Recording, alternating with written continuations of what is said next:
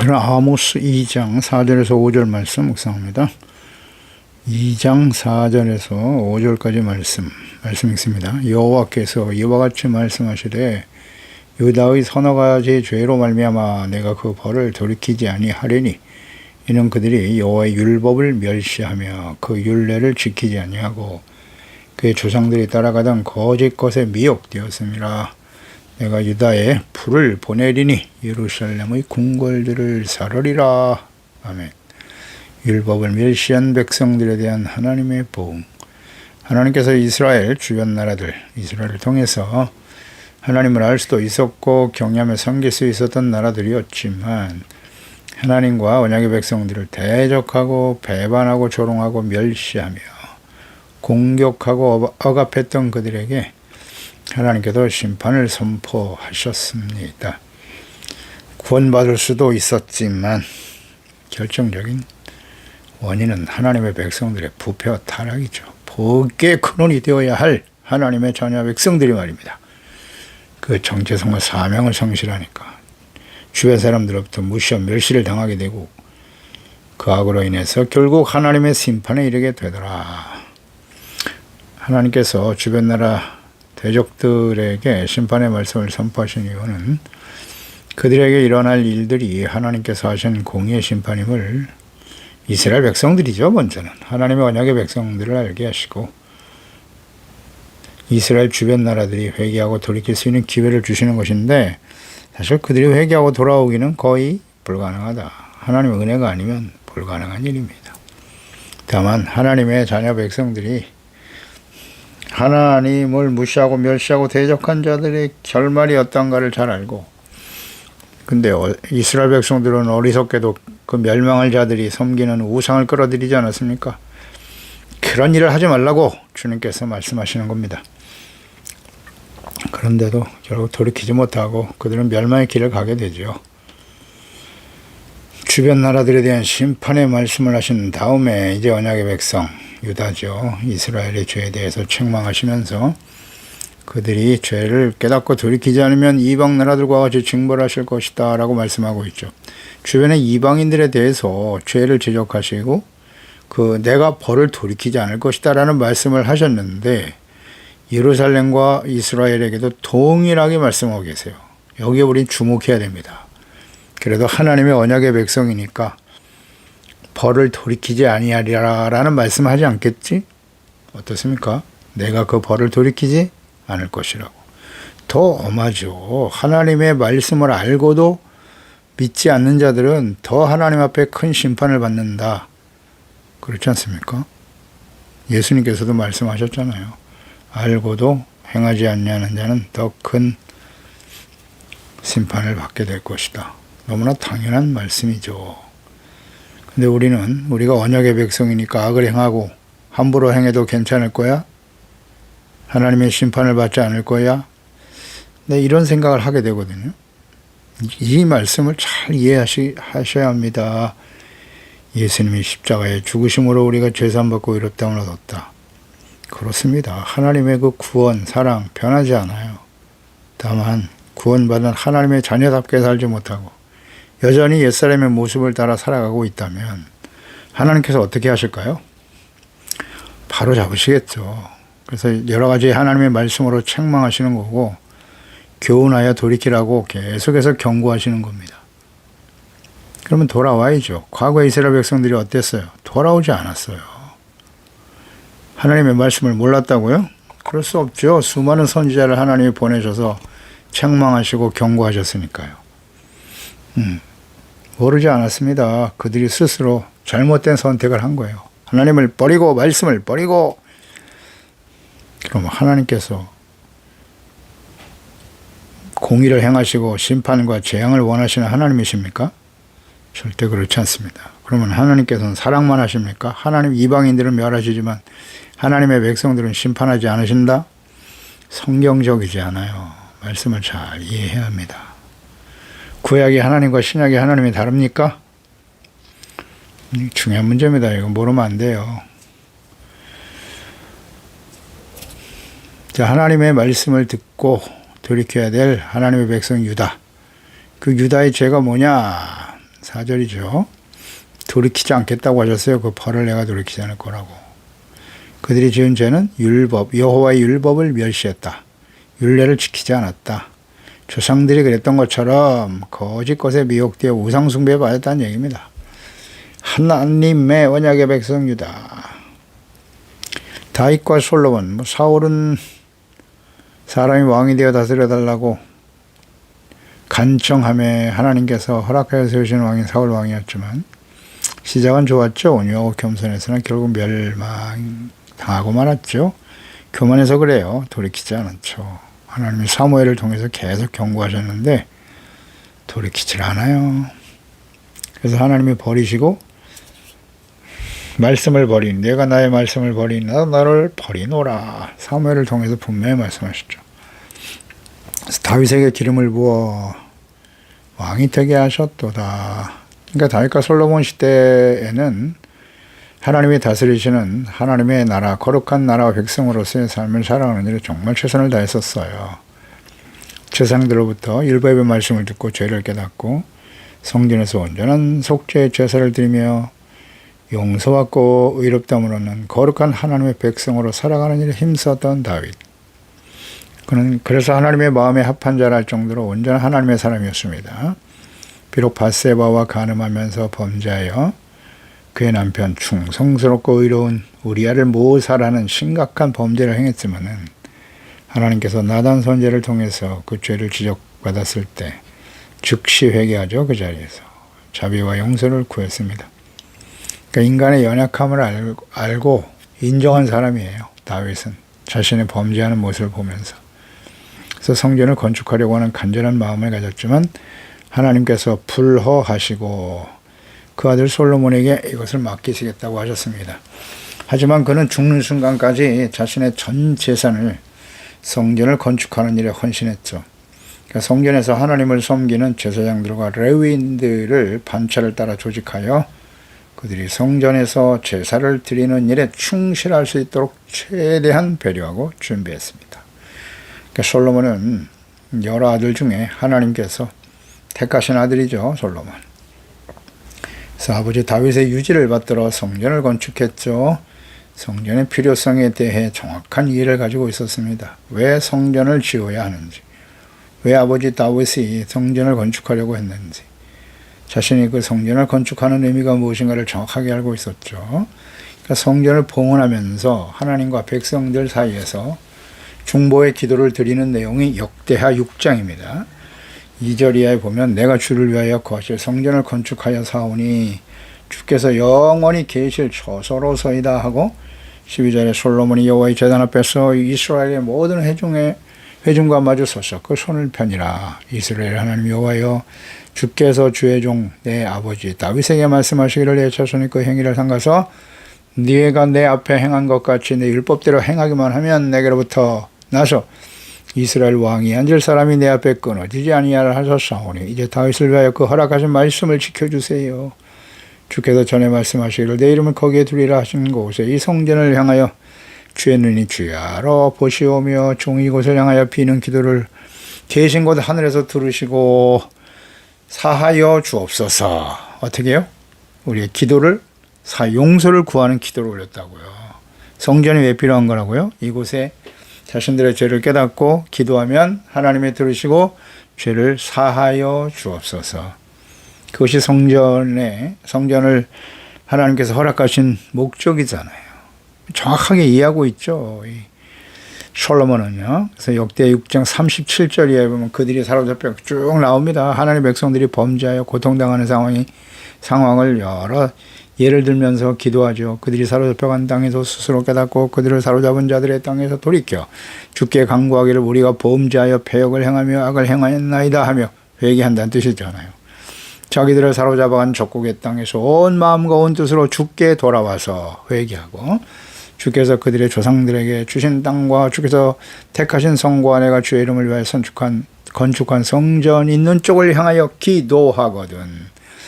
주는 계신 곳 하늘에서 그들의 기도와 간구를 들으시고 그들의 일을 돌아보시오며 주께 범죄한 주의 백성을 용서하옵소서. 용서의 기도를 드리고 있는 거예요. 성전 봉헌을 해놓고. 그러니까 하나님 앞에서 겸손히 죄사함과 용서의 기도를 계속 드립니다. 여러 가지 상황, 예를 들어서 이스라엘 백성들이 범죄하고 그것을 깨달아 하나님의 성전을 향해 나와 이렇게 진실한 마음으로 하나님께 돌아와서 회개하고 돌이켜 기도할 때 하나님께서 응답해 주시도록 기도하고 있습니다. 이것이 성전이 필요한 목적이에요. 이유, 필요한 이유. 왜 성전이 하나님의 백성들에게 필요한가? 왜 성전을 주셨는가? 분명한 이해가 있죠. 다윗과 솔로몬은요. 역대하 7장 1절로 3절에 솔로몬이 기도를 마치며 이렇게 용서를 구하는 기도를 하나님께 올렸어요. 그 불이 하늘에서 내려와서 그 번제물과 제물들을 사르고 여호와의 영광이 그 성전에 가득하였다. 여호와의 영광이 여호와의 전에 가득함으로 제사장들이 여호와의 전으로 능히 들어가지 못했다. 이스라엘 모든 자손을 불이 내리는 것과 여호와의 영광이 성전에 있는 것을 보았다.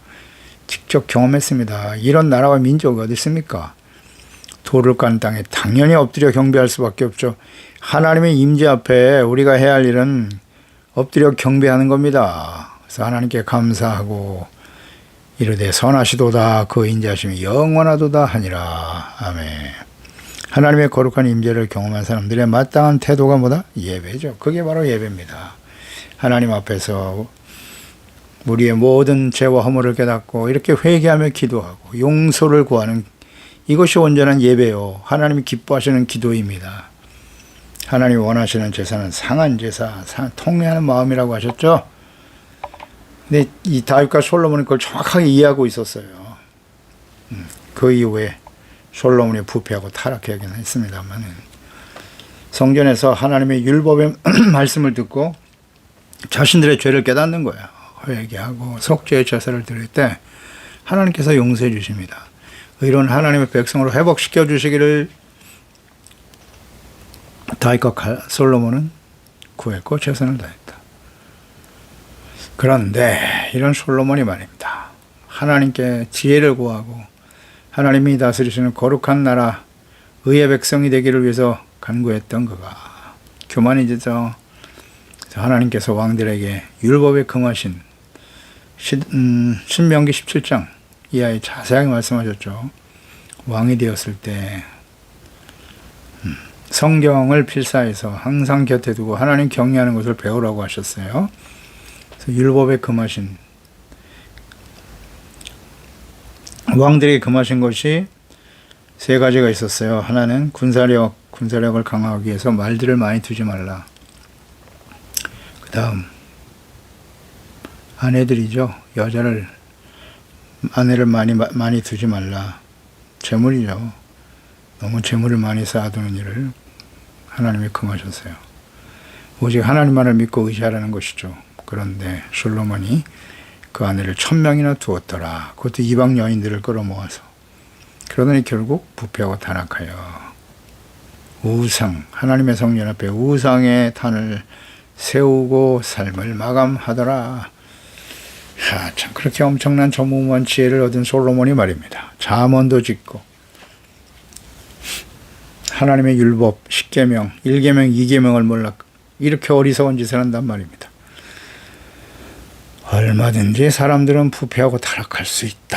그 원인이 무엇인가를 잘 생각해야 돼요. 원인은 교만이죠. 그리고 하나님과 하나님의 말씀에 대한 무지, 완악함이 완악함. 말씀을 끊임없이 하나님이 전했을 거예요. 선지자를 통해서. 듣지 않았죠. 자기가 가장 지혜로운 사람이고 가장 하나님을 잘 믿는 사람이라고 교만방지하게 행하는 거죠. 교만해지면 이렇게 되는 겁니다. 어리석어져요. 그래서 르호보암 이후에 10지파를 하나님이 여러 모양에 붙여 북이스라엘을 세우게 되는 거예요. 나라가 분열되게 되는 것이죠. 르호보암 왕 이후에 유다 10대에 이르는 왕이 바로 요시야 왕이죠. 그 여호사밧의 아들 여호람, 아하시아, 아달랴, 그 다음에 요아스, 아마샤에 이어서 이제 우시야 왕 시대에 하나님께서 지금 요엘 선지자를 통해서 말씀하고 계신데요. 이 우시야 왕 시대 유다의 영적 상태가 여호와의 율법과 율례를 멸시하고 지키지 않았다는 거예요. 지금 그런 시대가 와 있어요. 르호방 왕 이후에 10대가 지났는데,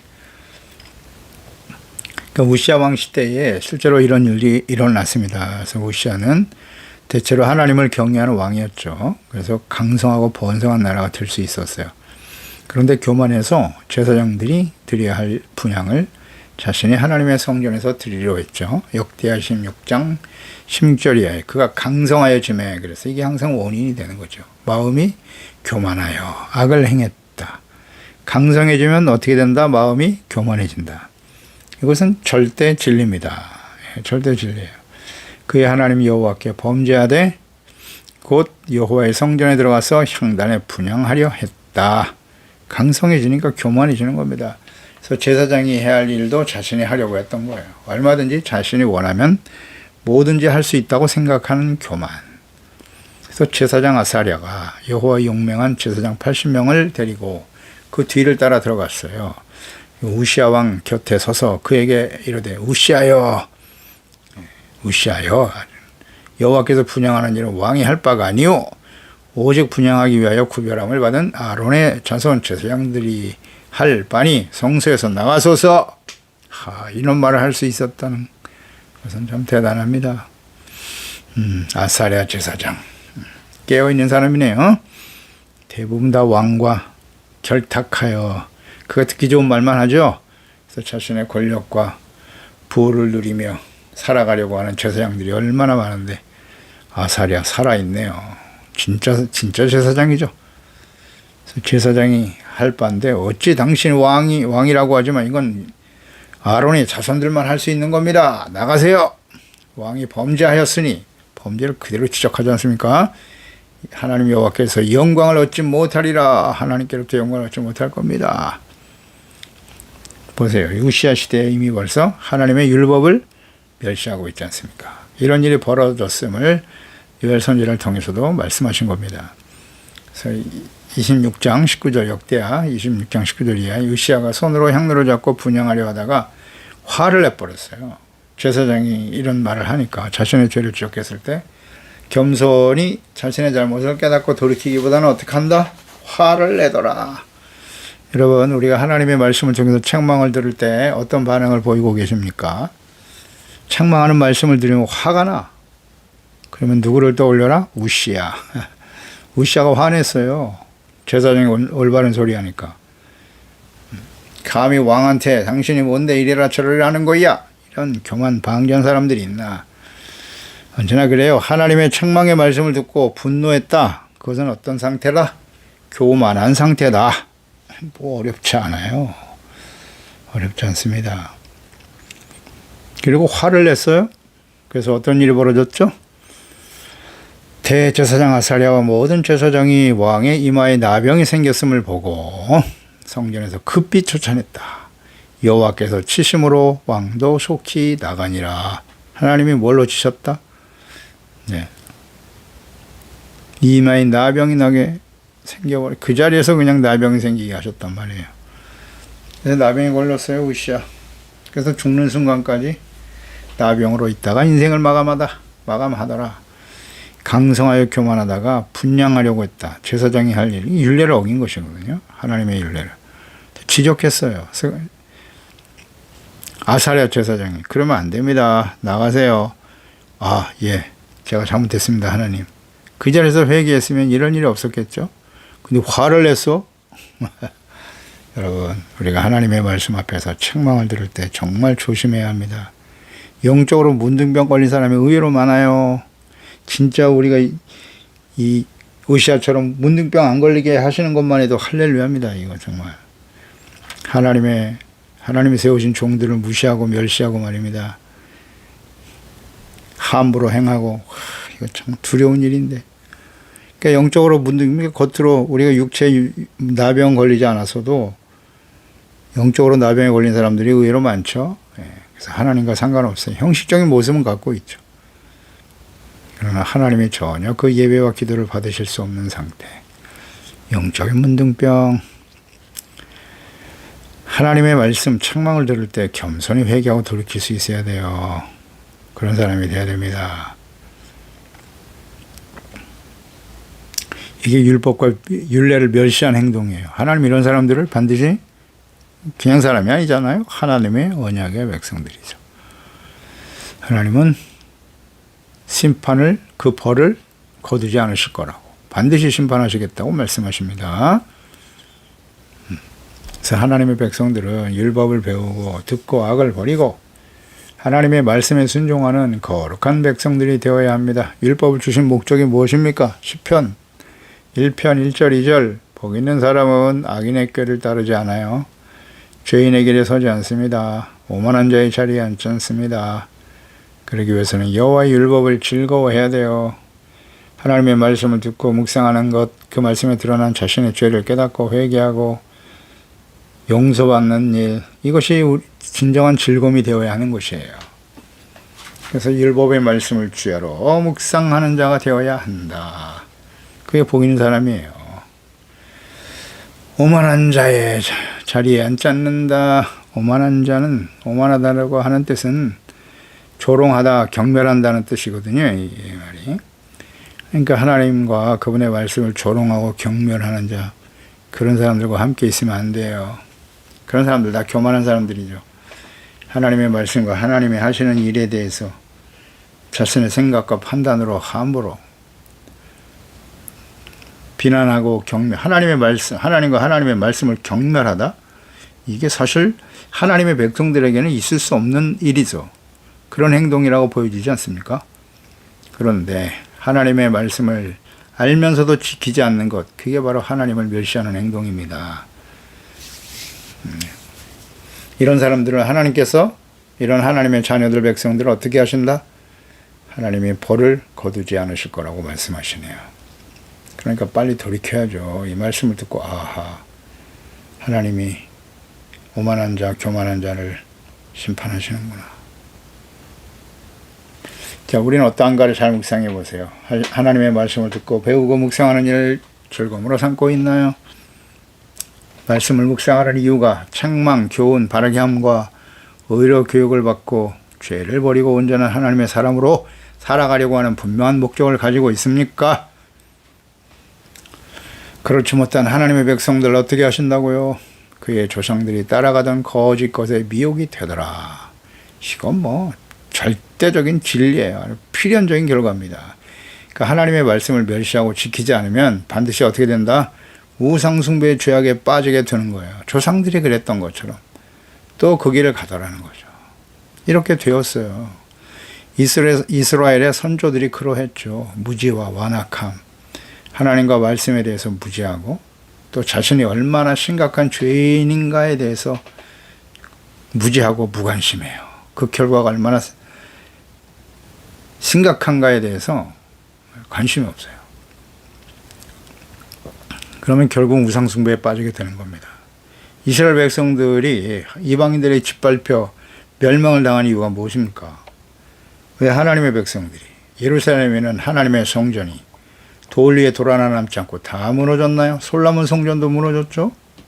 그 이후에 70년 동안 바벨론 포로에서 돌아와서 세워진 성전 또다시 무너지고 불탔습니다. 예수님이 오셨을 때 그때 헤롯 성전이 세워졌어요. 46년간 크고 화려하게 지었던 성전이 있었습니다. 그 성전을 자랑했죠. 그러나 예수님은 그 성전에 들어가셔서 너희들이 어찌하여 하나님의 기도하는 집이 되어야 할진데 강도의 소굴을 만들어 버렸느냐. 그들은 크고 화려한 교회를 자랑했지만 예수님께서는 그 성전이 강도의 소굴이다 라고 선포하셨죠. 매우 분노하셨습니다. 그렇게 말씀하시면 눈물을 흘리잖아요. 나중에 예루살렘을 바라보고 눈물을 흘리셨습니다. 돌 위에 돌 하나 남지 않고 다 무너질 것이다. 하나님이 보내신 그리스도를 거부하고 십자가에 못 박아버리면서 당신의 피를 우리와 우리 후손에게 돌리라고 소리쳤던 유대인들, 그들이 어떤 결말을 맞이할 것인가를 예수님은 알고 계셨죠. 로마에 의해서 예루살렘은 완전히 멸망당하고 2000년 동안 나라가 없이 떠돌게 되더라. 알고 계시잖아요. 언제나 그래요. 하나님의 말씀을 떠나고 예수님이 직접 하나님의 아들이 사람의 모습을 가지고 오실 것을 이사야 선지자를 통해서 자세히 예언하셨고 많은 선지자들을 통해서 끊임없이 그리스도에 대해서 말씀하셨잖아요. 그 말씀대로 예수님이 이 땅에 오셨고, 그런데 그 예수님을 부인하고 구원으로 오신 예수님을 저버리네. 안타까운 일이죠. 그래서 우상숭배에 빠지게 되는 겁니다. 그들이 지금 여호와 이름을 부르고 있지만 그들은 우상숭배자들이에요. 자신들이 원하는 대로. 당시에 바리새인들 보세요. 하나님 율법을 지킨다고 자신이 의롭다고 자랑하면서 예수님, 하나님의 아들, 죄 없으신 하나님의 아들을 십자가에 못 박아 죽여야 마땅한 자라고 지금도 예수님을 죄인이라고 말합니다. 인정 안 하죠, 아직까지도. 2000년이 지났는데도. 진짜 완악하죠. 네. 나라를 회복시켜 주셨어요. 1948년에 70년이 넘었습니다. 한 세대가 지나가고 있는데도 돌이키지 않죠. 하나님이 하신 일을 깨닫지 못하더라. 그러면 결국 우상숭배에 빠지게 된다는 거예요. 누가? 하나님의 백성들이요. 하나님의 백성들. 오늘도 교회 안에 우상숭배자들이 많겠죠. 주여 주여 부르고 있지만 예수님께서 불법을 행하는 자들아 내게서 떠나라. 내가 너희를 몰라. 이런 사람들이 교회 안에 많을 것이고 갈수록 더 많아지겠죠. 그리고 생을 마감하고 하나님 앞에 섰을 때 이런 일이 벌어진단 말이죠. 정말 절망입니다. 그러니까 아직 우리에게 생명이 붙어 있는 동안 하나님께 돌아와야 돼요. 그리스도께로 돌아와야 됩니다. 말씀으로 돌아와야 돼요. 회복돼야 됩니다. 기회를 놓치지 말아야 합니다. 우상숭배에 빠지는 거예요. 갈수록 심화되겠죠. 이런 일들이. 우상의 실체가 누구라고요? 자기 자신. 자기 자신이 우상이에요. 하나님 말씀보다 자신의 이익과 자신의 능력을 더 과시하고 하나님보다 재물, 다 재물의 종로로 타며 살잖아요. 다 심각한 우상입니다. 그런 자들에게 어떻게 하신다? 유다에 불을 보내시겠다고 하셨어요. 하나님의 백성들에게. 그리고 예루살렘 궁궐 다 불살라버릴 것이라고. 우시아 시대에 이 말씀하셨거든요. 우시아 이후에 이제 그 아들이 요담이에요. 요담은 아버지가 성전에 들어갔다가 문득병 걸리는 거 보고, 대체로 요담이 하나님을 섬기는 사람이었지만 성전을 들어가질 않아. 예배를 안 드려. 무서워서. 이런 어리석은 아들. 요담 결국 부패하고 타락하죠. 그래서 요담의 아들이 아하스인데 그 아하스가 심각한 우상숭배자가 돼버려요. 그렇잖아요. 하나님의 성전을 가까이 하지 않고 제사와 예배를 드리지 않고 하나님의 율법의 말씀을 가까이 하지 않는데 어떻게 됐어요? 당연히 우상숭배되죠. 그 아들이 우상숭배자가 되었잖아요. 그래서 그나마 하나님께서 그 아들 히스기야에게 은혜를 주셔서 개혁을 시도했죠. 그러나 히스기야의 아들 므낫세 심각한 우상숭배자죠. 제대로 못 가르쳤어. 그리고 그 아들 아몬, 그리고 이제 요시아 시대에 마지막 부흥이 일어나지만 그 세 아들에 의해서 결국 바벨론에서 멸망을 타고 마는 거예요. 그러니까 하나님의 이 말씀이 예루살렘에 불을 보낼 거다. 바벨론 보내셔서 예루살렘 다 불타버렸습니다. 예레미야 선지자가 43년 동안 끊임없이 외쳤는데 듣지 않아. 거짓 선지자들이 난무하고 절대 망하지 않을 거라고. 결국 불타버리고 말았죠. 이 말씀이 그대로 이루어지잖아요. 아모스 선지자에게 하셨던 말씀이 그대로 이루어지잖아요. 아모스 시대, 요엘 선지자에 이어서 이 아모스 시대가 우시아 왕 시대인데 이미 그때 하나님 유다 백성들은 율례와 하나님의 율법의 말씀을 무시하고 멸시하고 지키지 않았더라. 그 결과는 불을 보내신다. 어디에? 예루살렘에. 어디에? 교회에. 우리의 심령 속에, 우리의 삶 속에 불이 떨어질 수 있다는 거예요. 이렇게 우리는 묵상해야죠. 이제 예수님의 재림과 요한계시록의 마지막 심판, 불로 심판하시는 거 아니겠습니까? 예언돼 있고요. 역사 속에 이루어지겠죠. 이 말씀을 왜 듣게 하시나요? 돌아오라고 하나님 앞에. 이 기회를 놓치면 안 됩니다. 그러면 과거의 이스라엘 백성들처럼 되겠죠. 기도합니다. 하나님 아버지, 오늘도 주의 말씀을 듣습니다. 하나님께서 이 말씀을 하시는 목적, 뜻이 무엇이겠습니까? 하나님의 백성들의 죄를 지적하시면서 어째 하나님의 백성들이 율법과 율례를 멸시하고 지키지 않는가? 하나님에 대해서, 말씀에 대해서 무지하기 때문이에요. 그리고 마음이 완악해서 끊임없이 선제를 보내셨죠. 예. 말씀을 듣지 않아요. 책망의 말씀을 듣지 않고 오히려 분노하더라. 우시아 왕. 그래서 결국 나병으로 인생을 마감하고 말죠. 진실한 회개와 돌이킴이 없어요. 성경에 보면 그가 돌이켰다. 하나님 앞에 진실한 마음으로 회개했다는 걸 찾아볼 수가 없어. 기회를 잃어버리는 거죠. 주여, 우리는 완전하지 못합니다. 누구나 다 솔로몬과 같이 또 다윗도 하나님께 범죄하지 않습니까? 완전한 사람은 아무도 없어요. 강성해지면 다 교만해집니다. 주님, 저희들을 불쌍히 여겨주시고 항상 말씀과 기도로 깨어있게 하시고 겸손한 자로 주의 말씀을 주야로 묵상하며 주의 말씀을 묵상하는 걸 즐거워해야죠. 그래서 말씀을 깨닫고 돌이켜서 구원받는 저희들이 되어야 합니다. 거짓의 마음을 빼앗기면 안 돼요. 속으면 안 됩니다. 예수 믿고 구원받아 하나님의 자녀가 되었으니 아무렇게나 살아도 된다. 죄악된 삶을 살아도 하나님은 우리를 축복해 주신다고요? 그렇지 않아요. 그렇지 않습니다. 이 저물어가는 마지막 때에 아버지요, 이 땅에 무서운 심판, 창세 이후에 가장 크고 두려운 환난과 시련이 예비되어 있습니다. 우리 이 말씀을 듣는 우리 하나님의 자녀들만큼이라도 깨어있게 도와주시고 두렵고 떨리는 마음으로 항상 복종하여 의롭고 거룩하고 진실된 하나님의 자녀로 살아갈 수 있도록 경건의 삶을 부지런히 실천해야죠. 말씀 묵상하고 기도하고 성령님의 인도하심을 따라 깨달음을 따라 주님을 따르는 우리 모두가 되게 해주세요. 예수님의 이름으로 기도드립니다. 아멘.